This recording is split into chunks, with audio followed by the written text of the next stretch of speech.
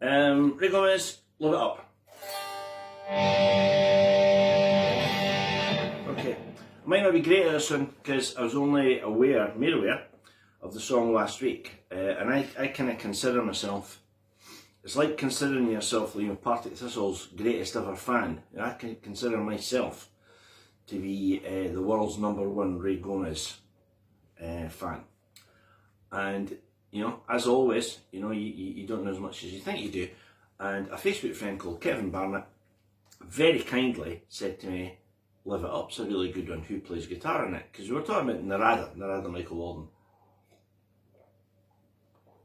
And I listened to it, and I think I messaged him and said, Kevin, that sounds to me like Corriere Sicce, and he came back and said, I've just looked at the credits, it's Ray Gomez, so who's a dumbass? I'm a dumbass, right?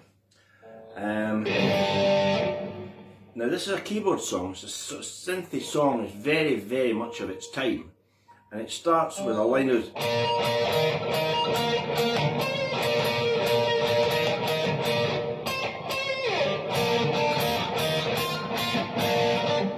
it's that kind of line. You can imagine being played on guitar, but it's played on synths, right? And then it's got,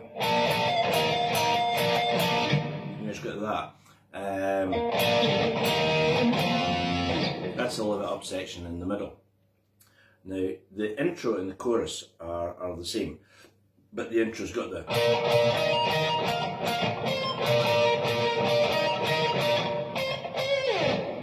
Right? The chorus is more block chords. In verses, it goes to a guitar line that's kind of, I think Corriere Sicce and Ray Gomez are on the song, and it goes to a,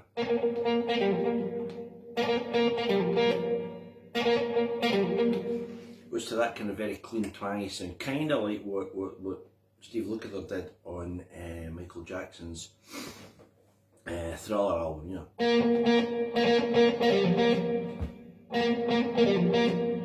And the idea is just to give it a little bit of groove and make it funky. I would imagine that's played much like the clean sounds on Rosanna, with just the cleanest guitar sound you can imagine, and some modulation, I don't know, chorus, delay, reverb, whatever. If you were playing it live, I would say probably, I just turned the volume down on the guitar then, you know, to go from, to turn it down to go though. Right. It then goes into a synth drum section in the middle of the song, and it's quite hard to count. I've been counting it like 8, 8, and then a lurch. I'm not 100% sure how to count this.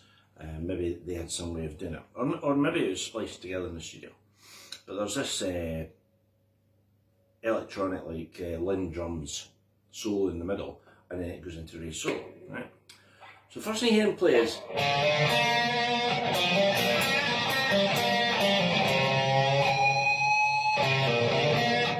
right? It's real Ray Gomez stuff. So we're coming off a C sharp. We're in G minor, stroke, B flat major. So there's a B flat note, and we're coming off C sharp, D, B flat, and then. Right, I'm playing on the bridge position on the Strat, which is a much harsher sound than your famous quack position, or any of the other sounds on a Strat. But it kind of sounds to me like that's what he's doing, and he's pulling these harmonics, you know, like he does.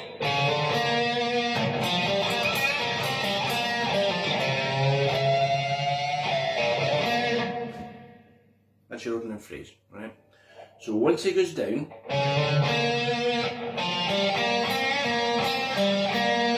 G, F, bend to C, and then slide back up to the B flat. So here's the phrase.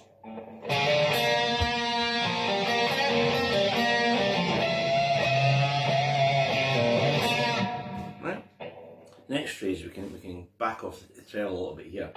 He plays, right? The stress changes very, very slightly. First time it's, right? So it's that line that's identical, but the emphasis changes very, very slightly. So we're playing D, F, B flat, and bend the C. And then jump up and bend the C.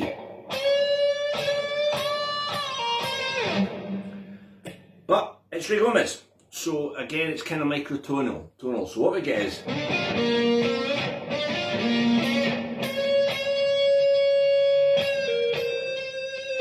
it's not a lot of vibrato, but what there is a note that's pitched between two tones. It's not, which is sound very standard. It's far more. Right. We're halfway through. Now at this point, if you'd said to me, Ray's going to ripple a note, what note do you think he'd ripple? I would think, well, probably the G, or maybe the B flat. The note he ripples is A flat, flat ninth. So what happens next after is Ray goes, yeah. So that's 1, 2, 3, 4, 1, 2, 3, 4, 5.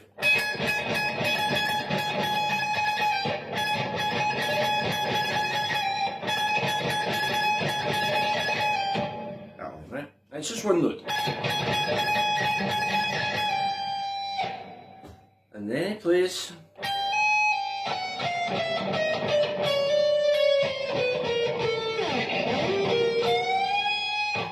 Right? Now the ending is pure Ray Gomez, but the main thrust of it is pure Ray Gomez too. So we're playing.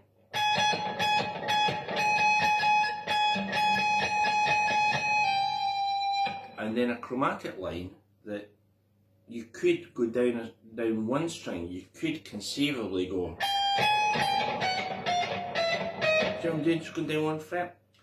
Or you could jump it. Now, if you adhere to the one finger per fret thing, you'll probably be able to go like that. See what I'm doing there? Fretting it with my first finger on the E string, but my pinky is then playing the F sharp on the B string. So, no, I tend not to play that way. I tend to, if I'm going to play a chromatic line, I'm far more likely to go like that and slur it, right? So I'd be more likely to go. Right? Entirely up to you, but those are the notes.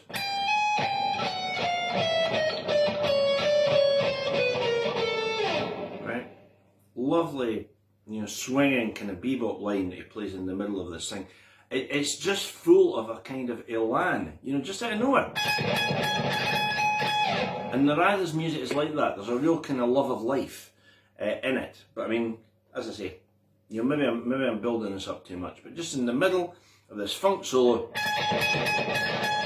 he just frets this,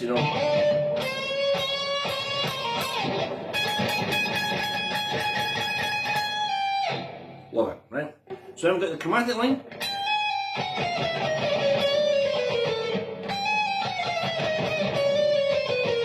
Right. Now, if I were going to be having to play that live, as you can see, I'd be playing that like every day, and I'd just run through a way to go.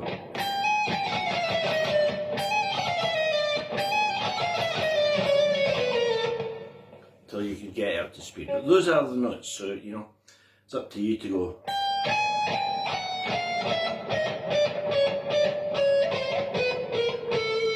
And build it up, right? Nearly at the end here. He then plays that's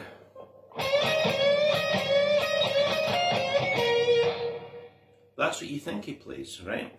Which would kind of fit in, but you imagine it's going to land on the D note. You imagine he's going to play, but he doesn't. Ray Gomez.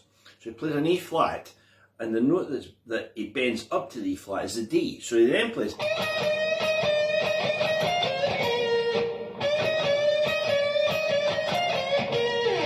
Right, that's the final lick. I'm sorry, I played that wrong there. I fretted a D. I should have fretted a C sharp.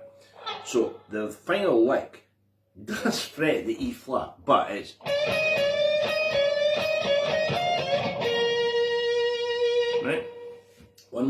go. So we've got this chromatic.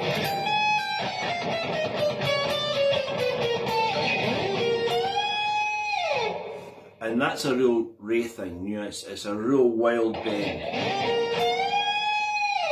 Right, bend, we play G, B flat, I kind of jumped past that, sorry. G, B flat, and then bend the F. That note, right? Then there is this. Right, real kind of funky phrase. Right, so what we're doing there is we're fretting. I'll get it right this time. We're fretting the C sharp and we're bending it half a tone and we're fretting an E flat. High note F and landing on the B flat. We're nearly at the end now. But one more phrase and you can play it two ways, right? One way you can play it is this. Like that. Or you could try and fret it, or if you didn't have a tremolo on your guitar, you could go like that. So you could play the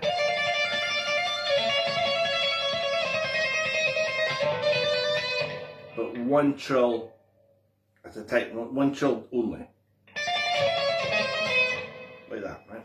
So that's the line he plays, but if you've got a bar, you go and you can make it wilder because, you know, the pitch will go all over the place. And then the final thing, which is just two notes, final climax of the solo, is he's playing. Right, again a little shake of the back. But there's a kind of harmonic on the C bent up to D. And then a little shake. And that is it. As I say, you can see there's quite a tricky bit in the middle, that chromatic line. As I say, if I were going to have to play that live, I would have to play that every day, and I'd just have to build up, you know, till I could get it to a kind of workable speed. But that's it. So thanks to Kevin Barnett for that one. It's a Ray Goldman solo that I wasn't aware of. And that song is called Live It Up by Narada and Michael Walden. So I hope that was good. Thank you very much.